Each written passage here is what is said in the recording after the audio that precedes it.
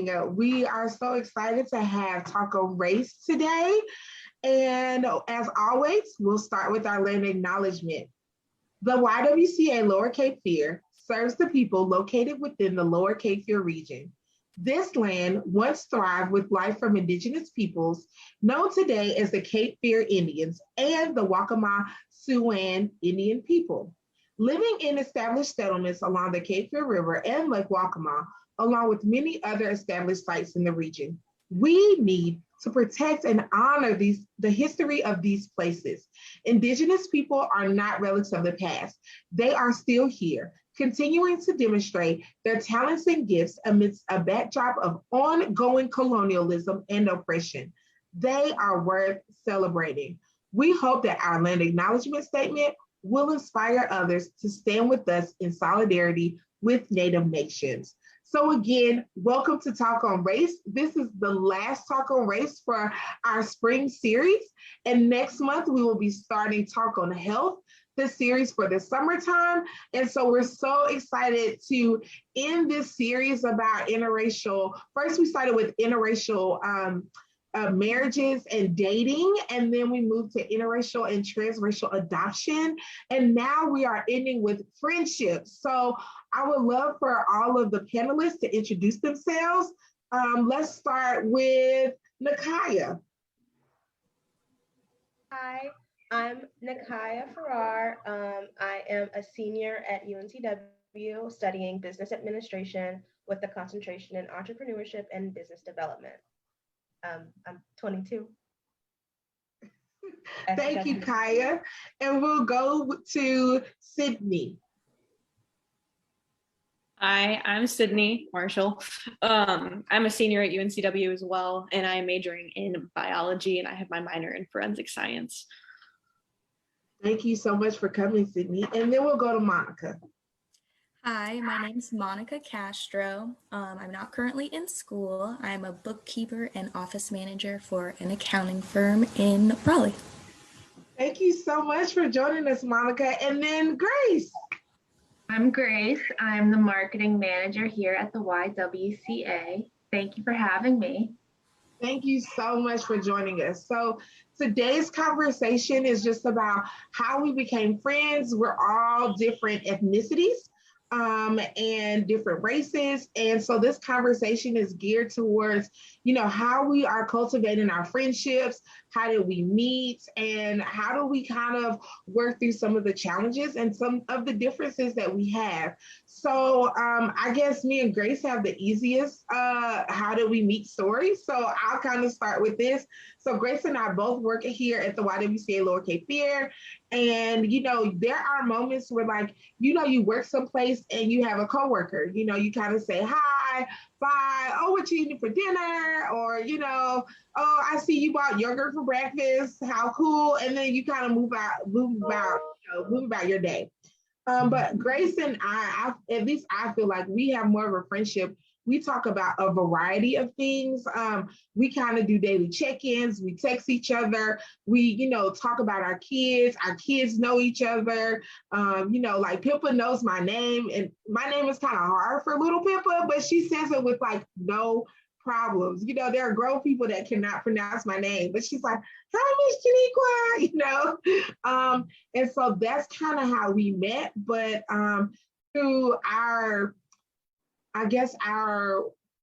ways that we are committed to advocacy and committed to equity and feminism, it kind of brought us past it moved us beyond just coworkers to friendships. So that's kind of what I would say about how we met. So I don't know, Kaya, do you want to talk about how you met both Monica and Sydney, or do y'all want to share?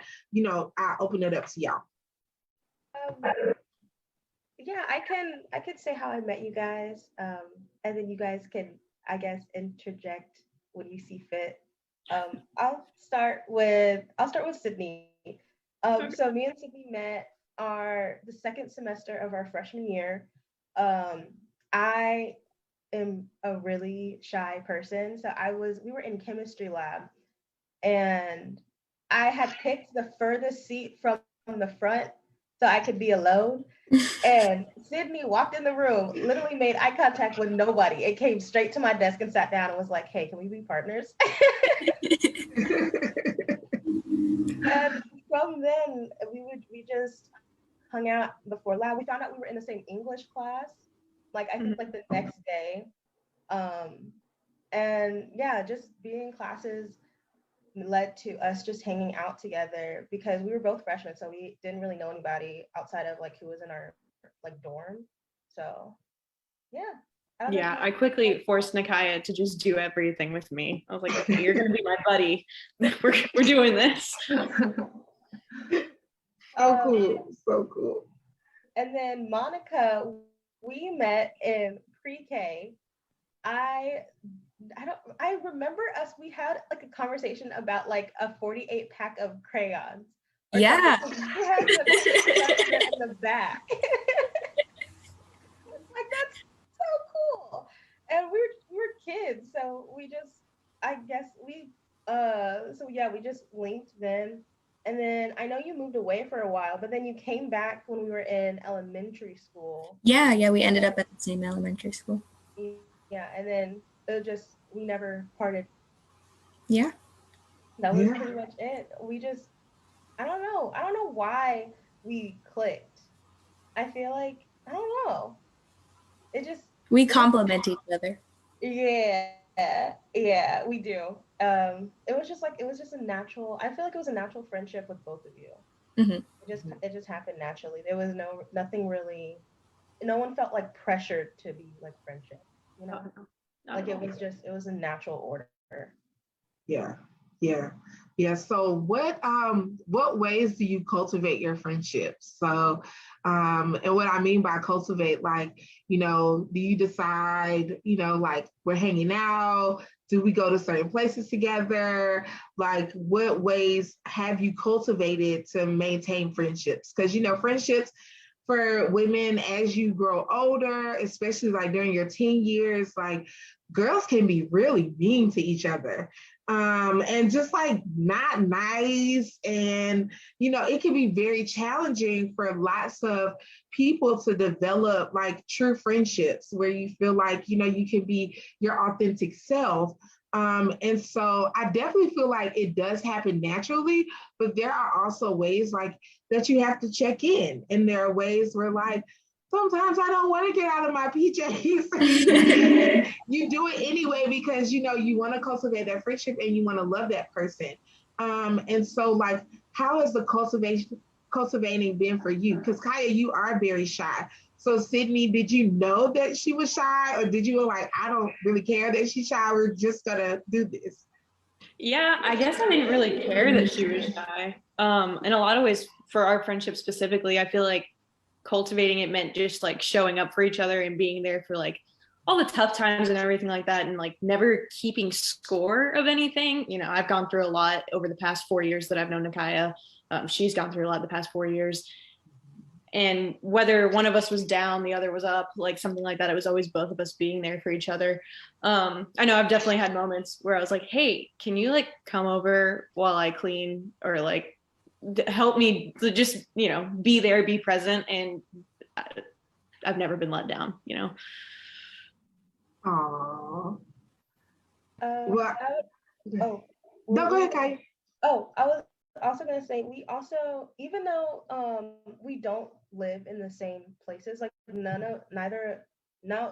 three of us live in the same area, but whenever we're in town together, we always make an effort to hang out.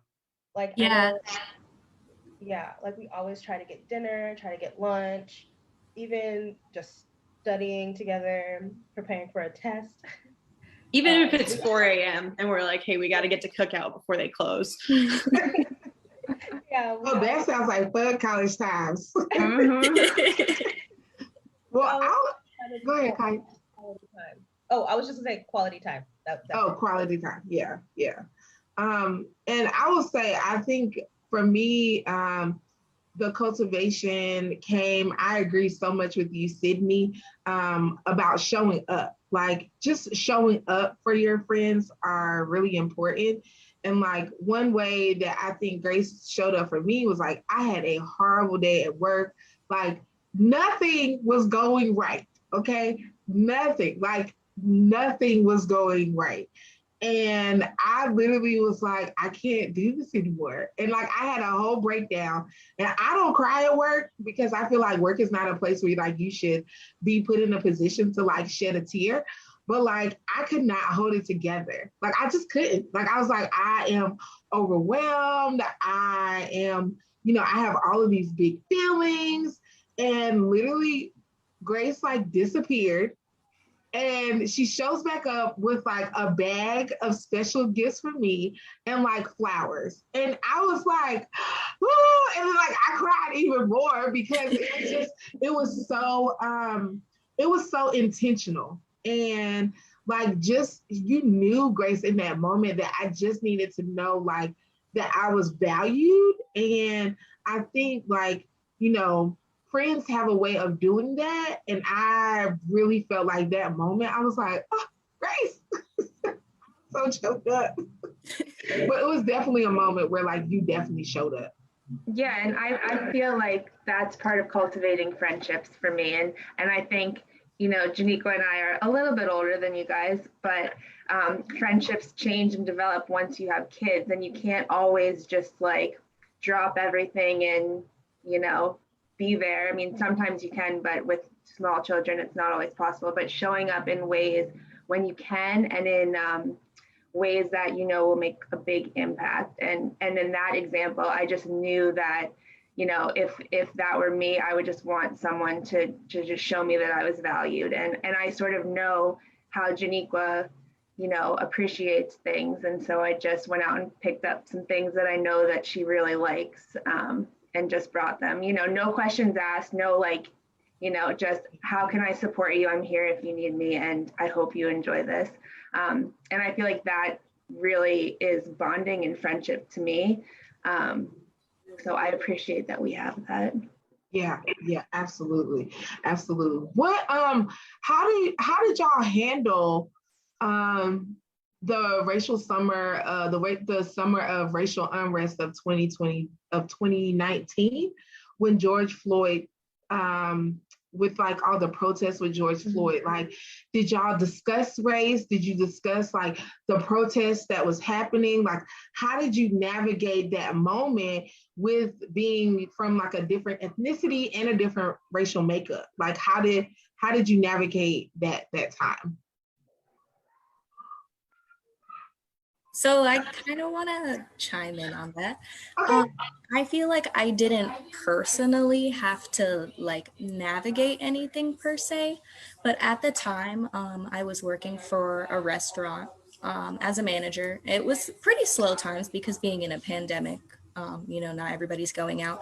So it really gave us a lot of time to like talk about a lot of stuff going on. And we always had the TV on, and race and the whole George Floyd thing was a really hot topic for a good amount of weeks.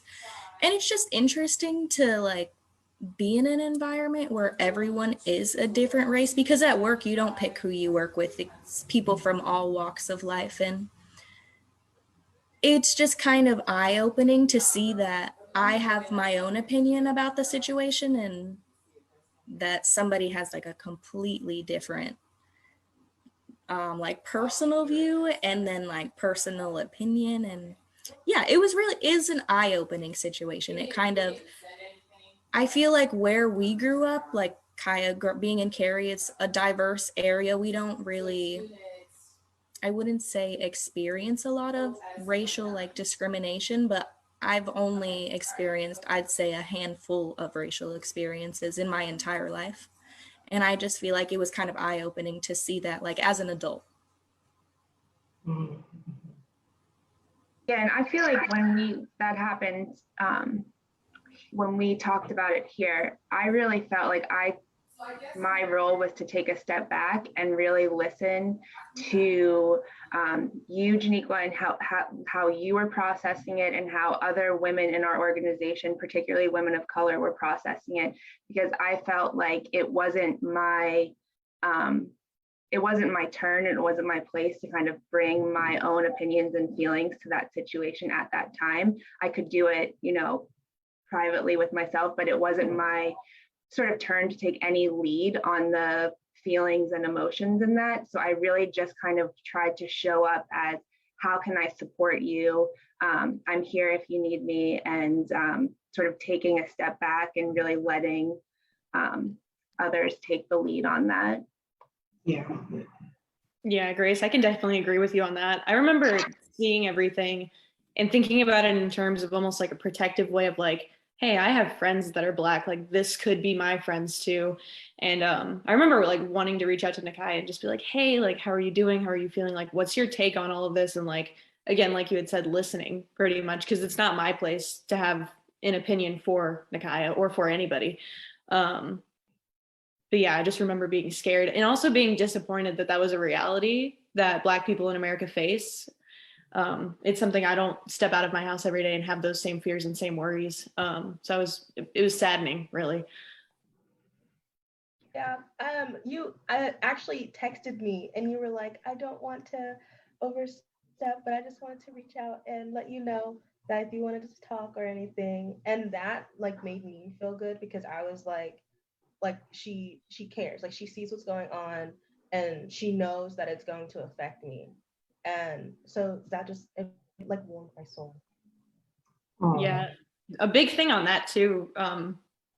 Thinking I want to do that, I did not want to overstep at all. But one important thing about race between Nakai and I's friendship is that I never wanted to be the person that was like, oh, I don't see color. You're Black, and I recognize that, and I acknowledge it, and I accept it, and I want that to be known. I don't want it to be erased. It should, like you had said earlier about Indigenous people, it should be celebrated. And in moments when we need to look at our country and see what we need to change, it also needs to be acknowledged. It doesn't need to be ignored and swept under the rug. Yeah. Go ahead, Grace. No, I agree. And I think that part of, Janiqua and my friendship too, is that we do acknowledge that, and especially in specific situations that we've had where, we've gotten different responses based on sort of similar actions. And so we talk about that a lot, that, we do see color, and that's really important to acknowledge and to see, the difference of people's reactions and perceptions, and how we can, change and step up for each other when we need to. Yeah, and I mean, I would say that is one thing that I definitely appreciate that Grace does sometimes when we are, especially doing work in advocacy. People give us two different responses. We can send the same email, but Grace will get a completely different response than I will get. And I'll go, Grace, this is what I got. Did you get that? And she'll be like, no, but don't worry, I'm going to step up and I can respond in this way. And I think it's really helped me also to process that sometimes as a Black woman, like I think like, am I really seeing what I'm seeing? Like, did that really just happen to me? And then a lot of times Grace would be like, unfortunately, yes, it did just happen. But like, and then oftentimes we talk about like, okay, well, what can we do differently? How can I respond differently? And Grace has always been supportive, like, no, be your authentic self. Like, you get to be you. It's not you. Sometimes the other person or the other people need to work out their own stuff. Like, that's their stuff. You are not responsible for helping them work through their sexism, their racism, their ageism. Like, you don't have to do that work. Like, that's for them to do. And so that's been very helpful. And then, I think that is kind of how we handle some differences that we see in the race is we try to, go into kind of like the back girl room or sit on like the girl couch and like try to walk through the girl code of like what's happening. And that has been very helpful for me to understand that, there still are stigmas in the world, but I have friends who will advocate for me and advocate with me and will stand in solidarity with me. So, how have y'all handled some of the differences, especially, in UNCW? Like UNCW has its own challenges. So, like how have y'all worked through some of the issues that you've probably seen in college?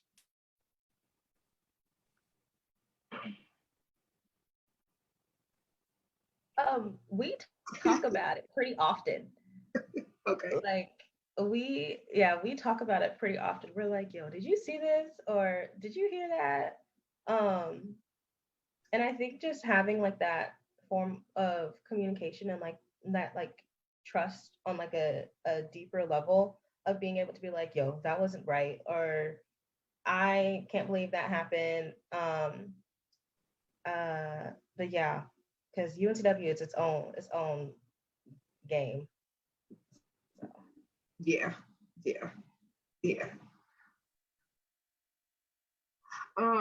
Have you ever felt that you had to code switch with each other or with your friends? And Grace, I've never felt the need to code switch, like to say, to like use different language.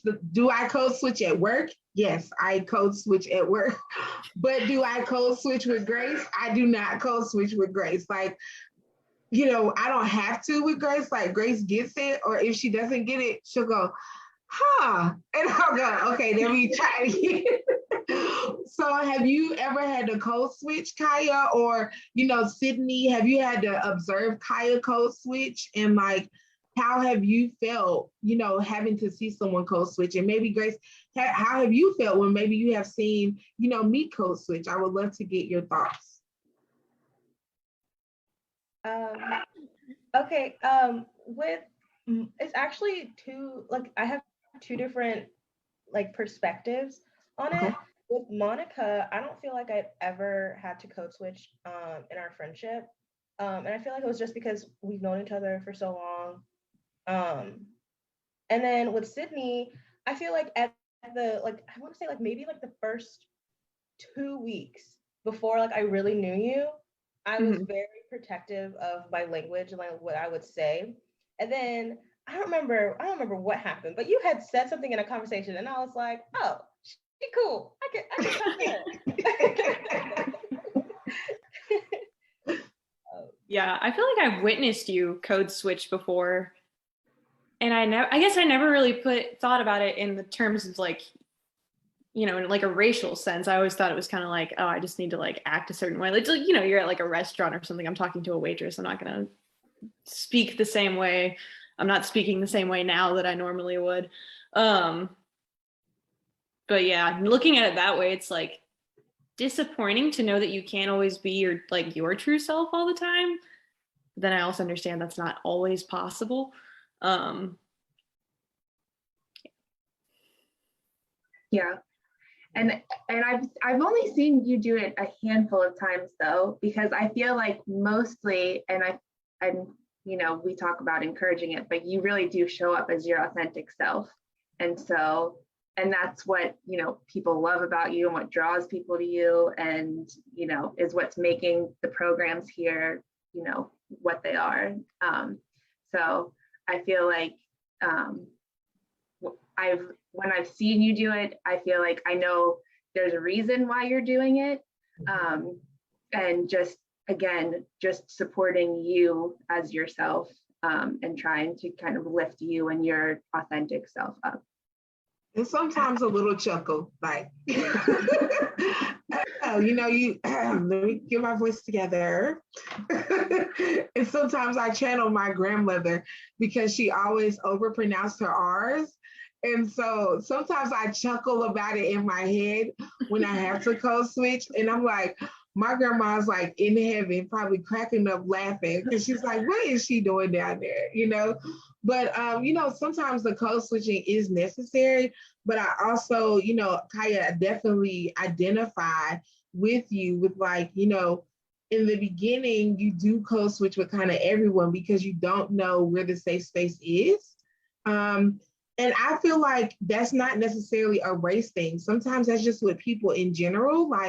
you don't know where the comfort lies. Like, you know what I mean? And so you have to kind of put up like, hi, I'm Janiqua, this is what I do, and there's a period, right?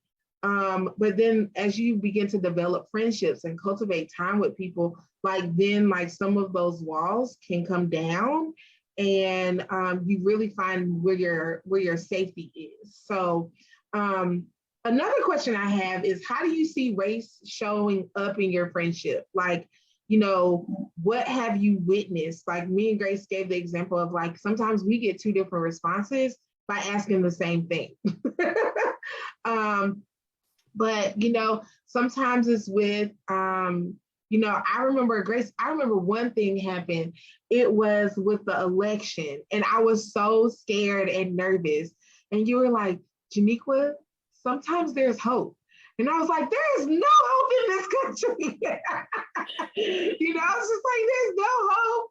Like, you know, I don't know, especially like, you know, during the Trump era, it was really, really scary. Like, there were some really scary moments where like I just was afraid of everything. Like I was afraid to go to the grocery store. I was afraid to pump gas in certain areas. Like there was just a fear that lingered.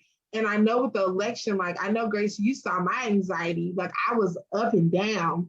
And it wasn't necessarily like a Democrat or Republican thing. It was just that it felt like there was such a racial divide that I just didn't, I was afraid, like, is there going to be a race riot? Or, you know, like what happens to this country? There was a whole like, you know, initiative in the Trump era to like end diversity and inclusion trainings. And, you know, like that is something that we do. So like, how does my scope of work change? So like the fear wasn't necessarily involved with, again, the political Democrat or Republican aspect. It was just kind of like the racial unrest that kind of unraveled itself. And I just was afraid. And Grace was like, Janiqua, take a breath.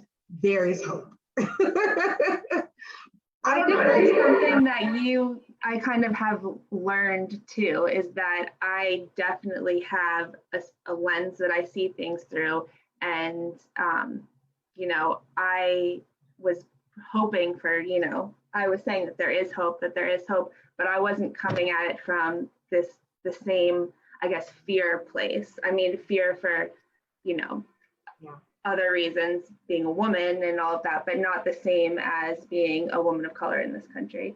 And so I think something that our friendship has taught me, and a lot of it was like as the trials of a lot of the people who committed, you know, the murders in 2020 with Ahmaud Arbery and George Floyd and, you know, Breonna Taylor, and we would be watching them and, you know, we'd be like, are they going to get convicted? And Janiqua would just be like, and then like eventually I would keep thinking, you know, maybe. And then all of a sudden it like clicked to me and I'm like, no, like it's the system isn't designed to, you know, punish these people. The system is stacked in their favor. And so that kind of, through our friendship, Janiqua, I kind of sort of was seeing it like, yeah, the system is not designed to support and empower people of color, especially women of color. So it opened my eyes even more to the systemic racism. Yeah.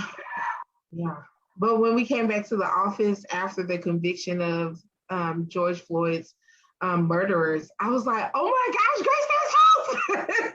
Like, there is hope for justice. I never knew. Like, I literally never knew that there was hope, you know?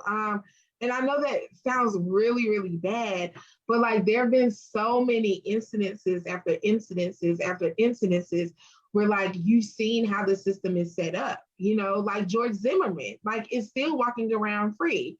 You know, so not saying that like, you know, I was not hopeful that that in some aspect the system would work, but there was like no historical, there was nothing in the history that said that this could work for people of color.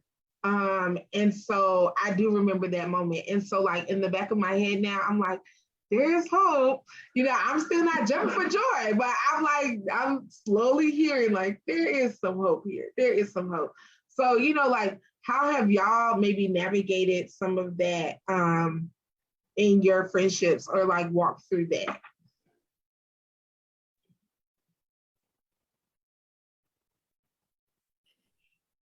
Kaya's looking back and forth between Monica and Sydney.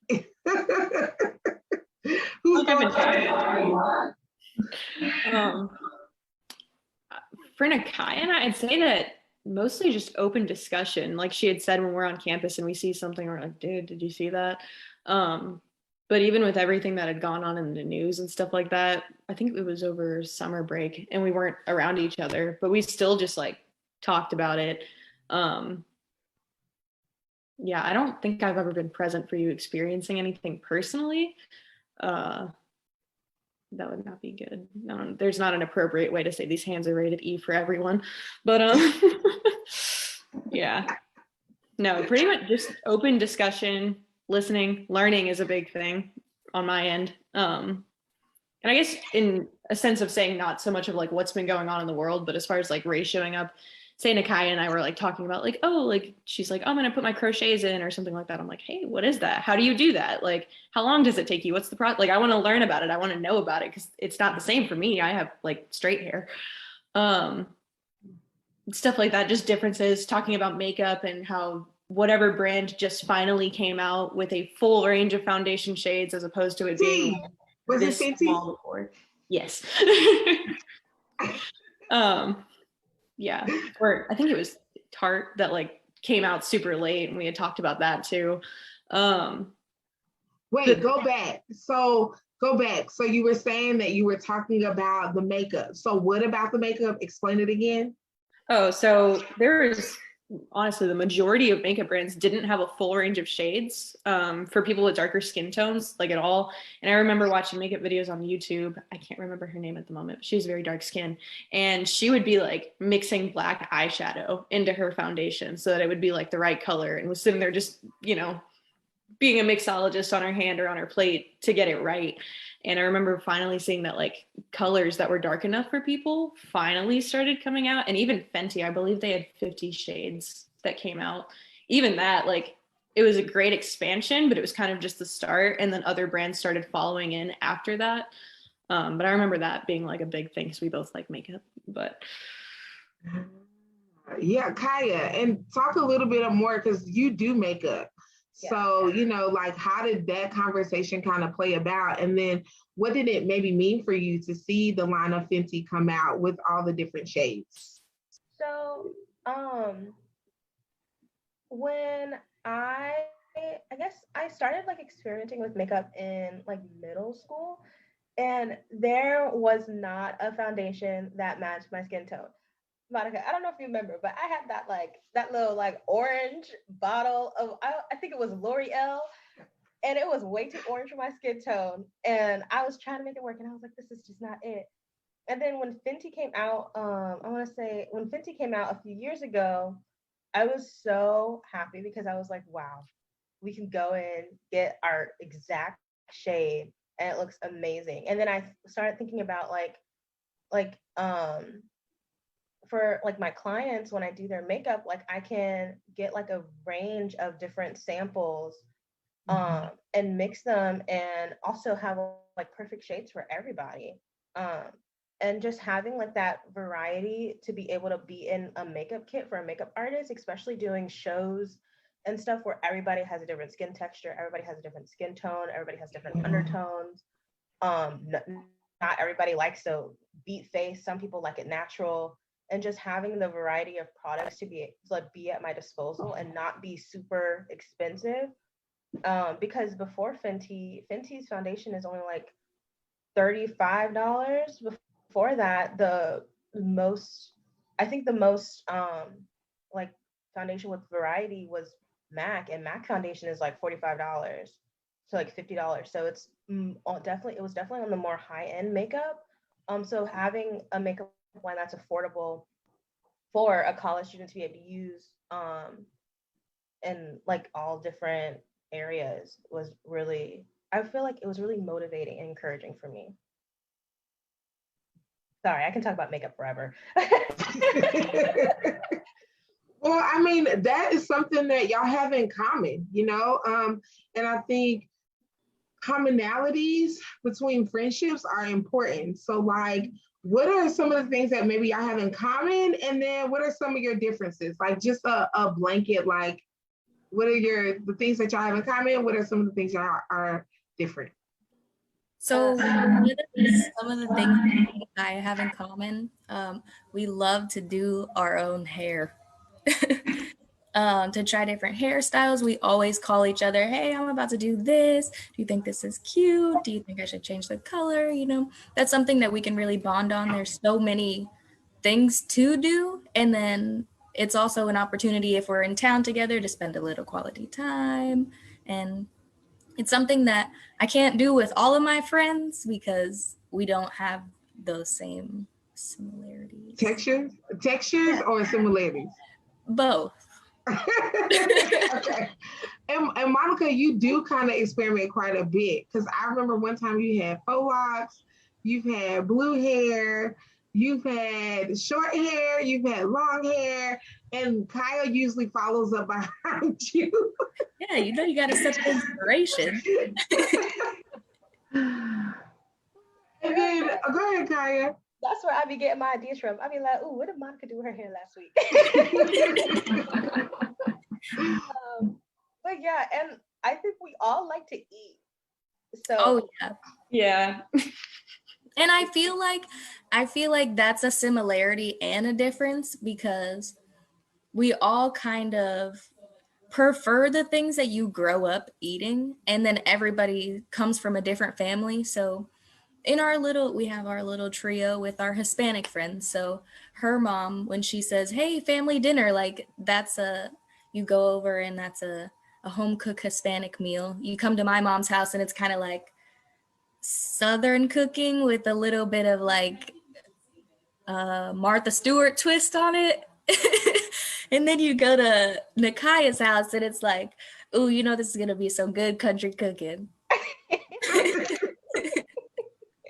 That is true. That is such a great way to describe it, Monica. That is a really good way to describe it. I love it. And I'll have to say, sometimes you'll send me like pictures and videos of what you're cooking, and so you can definitely see like both sides of you like in your cooking. Oh. Like I see the presentation of like the Martha Stewart vibe, but it looked like it be tasting country. You know.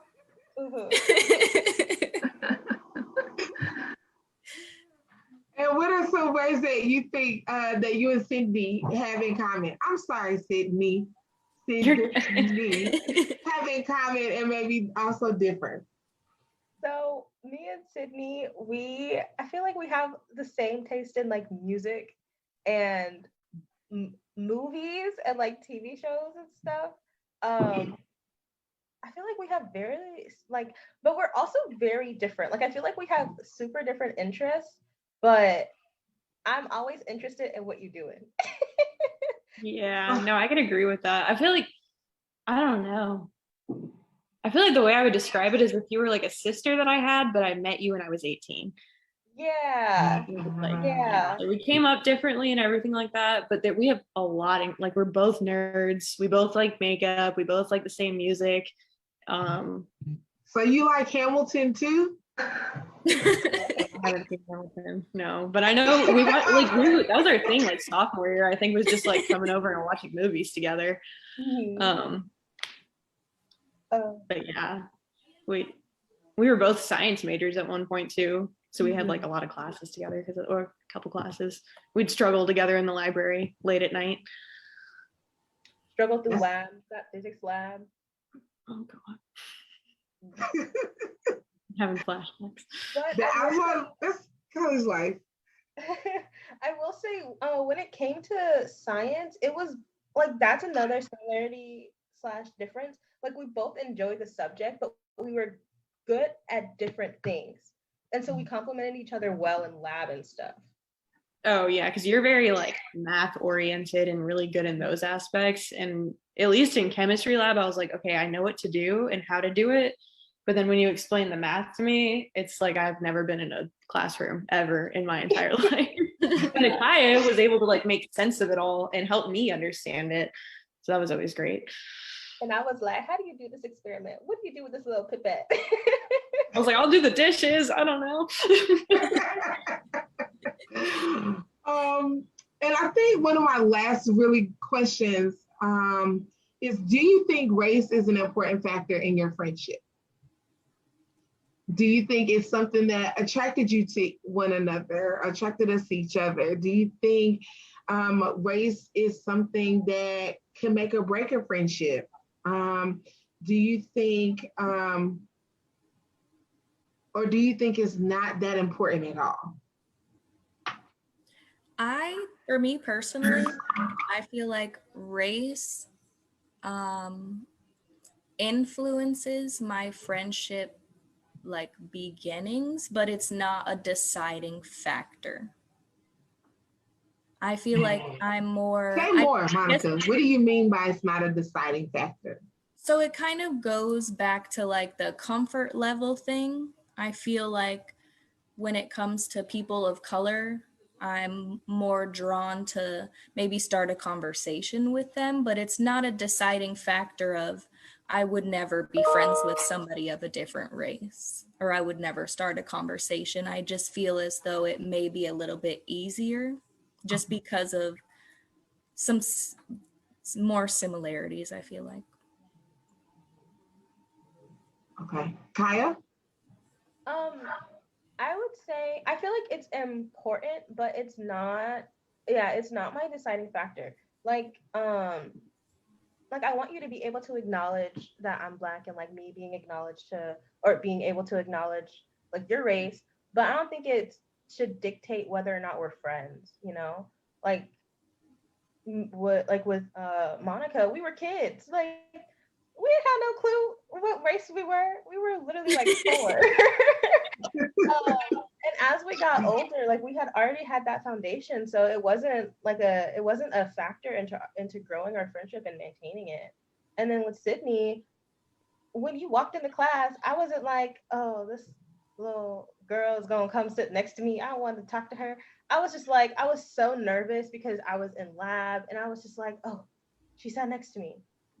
Okay. And like when you would ask to hang out, like I wasn't like, I'm not gonna hang out with her. I was like, oh, a friend. And so yeah, and it's not a deciding factor to keep a friendship or to even start one. Not for me. Sydney? Yeah. Oh, go ahead, Grace. I was just gonna say, I feel like it's more values and commonality for me. Like things that we have in common, like you and I are both moms, you both have sons, like we both have husbands that travel and work long hours, and just like the same values that we have, but also acknowledging that there are racial differences. I think you have to acknowledge that, but focusing on the, values and commonalities. Yeah. And Sydney? I wouldn't say that race matters when it comes to friendships, but I'd say like fishing out if someone's like racist, if that makes sense. So that would obviously be like a definite no. And I feel like sometimes like, I don't know, I wouldn't look at a Black person and be like, oh, there's a possibility they're racist, because that kind of just doesn't make sense. Sure, it exists, but it doesn't make sense. But yeah, associating like, okay, you have the potential to be racist, meaning you're not really a great person, meaning I don't really want to be around you. I don't support the ideas that you're supporting. So in that aspect, I guess it could make a difference in that, like, there's a certain comfort. Same with being a woman, as I'm sure you guys all know. If you were in a situation and you saw a woman there and you needed help or something, there's a man standing next to her, you're probably going to go to the woman because, she's the safer bet. She's probably not going to hurt you or do anything to you. I guess to an extent, it almost feels the same way with being friends with people of color. Is that like, it's less likely for you to be, sexist, racist, homophobic, anything of those ideas. And I feel like there's more like, there's just a bigger idea of support around it, and like knowing like, okay, this person's probably more likely to be a good person. Versus I feel like white people, you kind of have to feel it out sometimes, and it's not always immediately apparent. And I've definitely experienced that too, of like, you think someone's a really good person, and then something comes up on the news, kind of like Monica was saying, and you suddenly hear all these opinions and stuff like that, and you're like, well, you are not who I thought you were.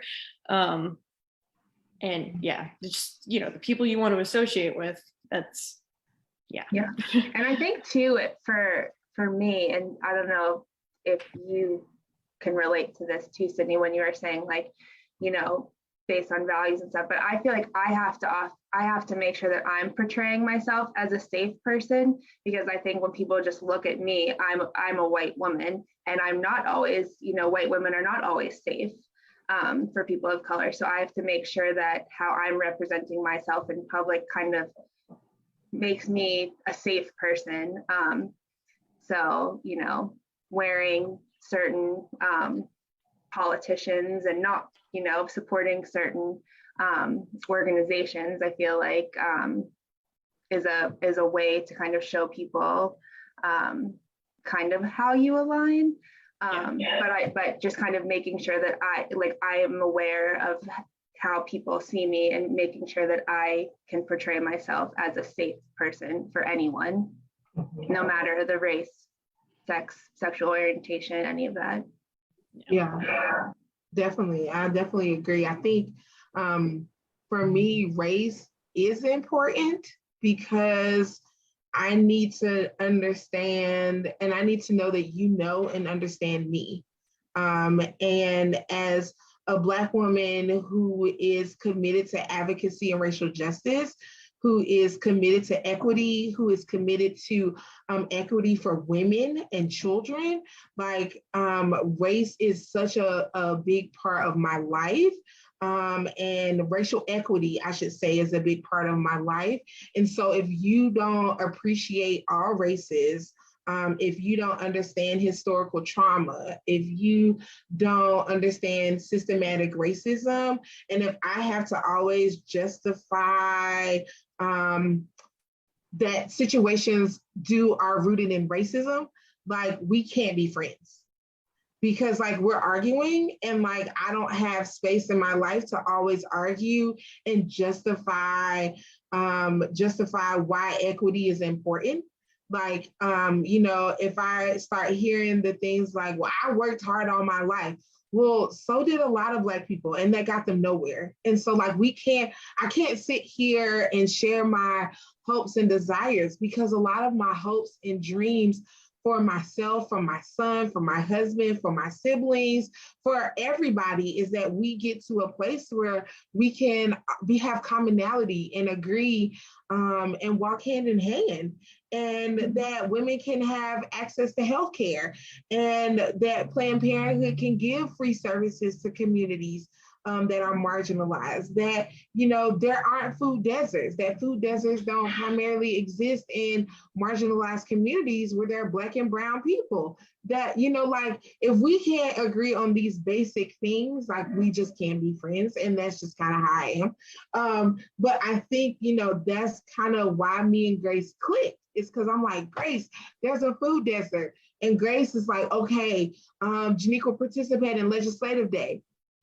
Okay, great. Goes to the YWCA. Grace, I'm participating in Legislative Day. Can we both work together and find the stats of like, you know, so that I can present well? And then we work together to find the stats, because we know like food deserts are not fair to communities of color who can only shop at convenience stores, which then leads to high blood pressure, diabetes, heart failure, you know, a list of things. And, you know, a lot of times people don't realize like food deserts are related to race.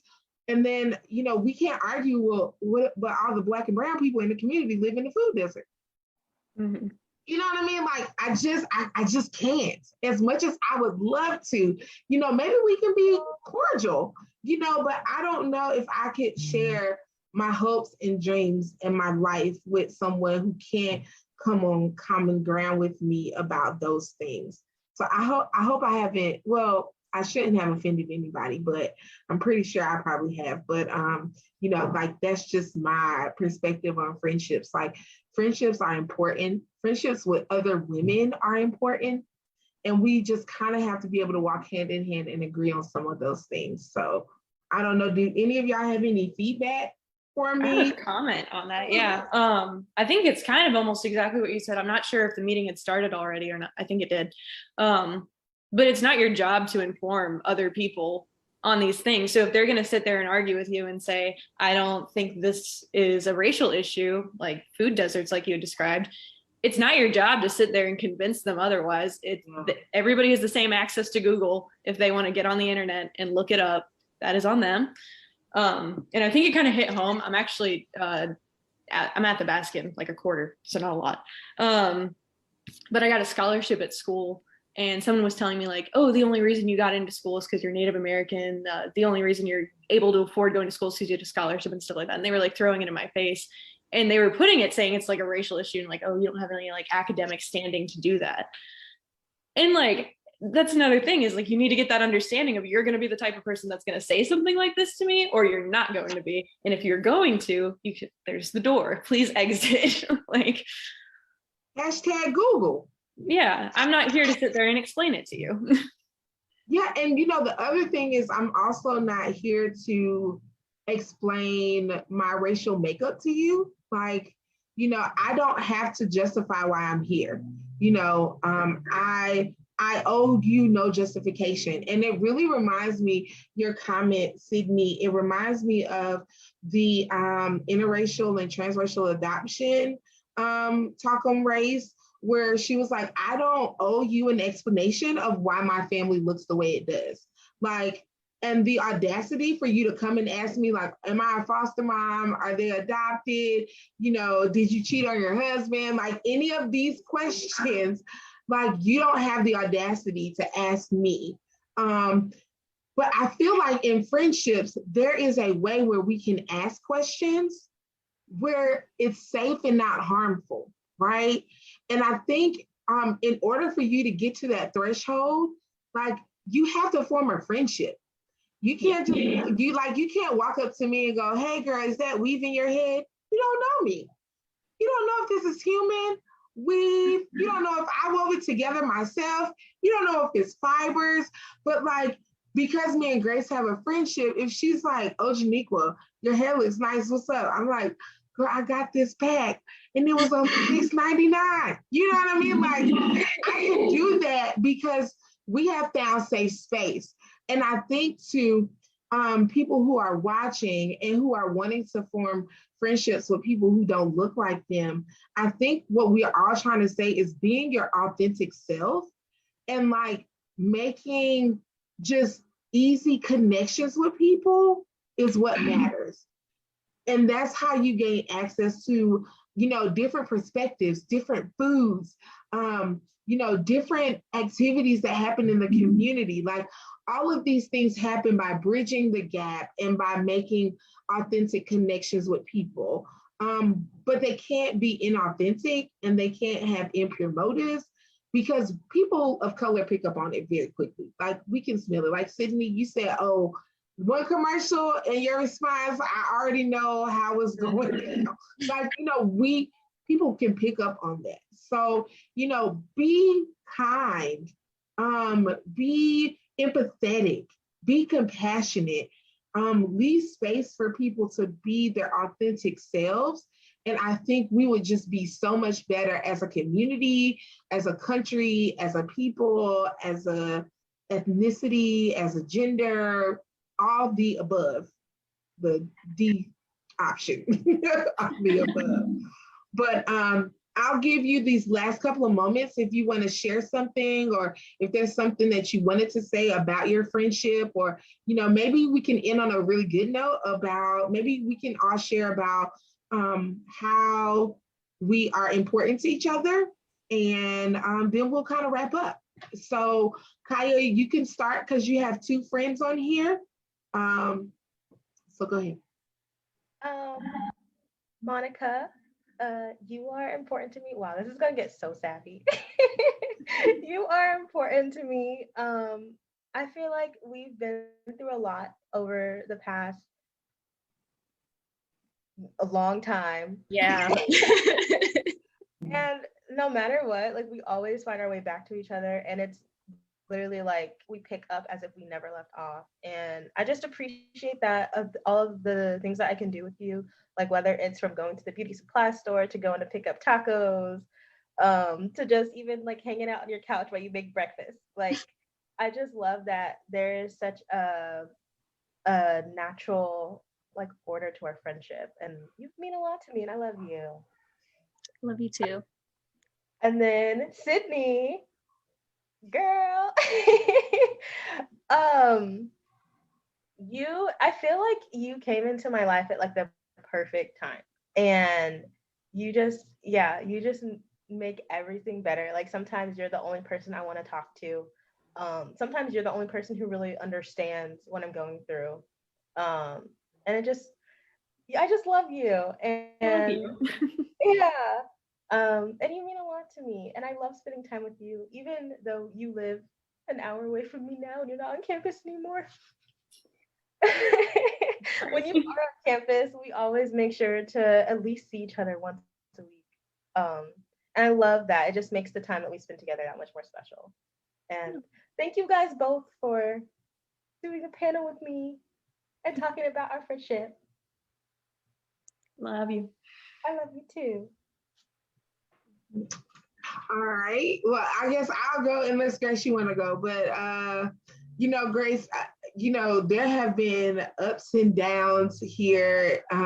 It has been challenging moments, especially working here at the YWCA with COVID and protocols, and learning about what life looks like as a working mom, as a wife, as a sister, as a friend. And sometimes like I don't get the balance right, but I always appreciate that you bring so much grace into the workplace, that you make the workplace safe, and that you bring a peace and a calmness to the workplace that I think is so needed in an environment where we're always running to the next project, to the next goal, to the next client.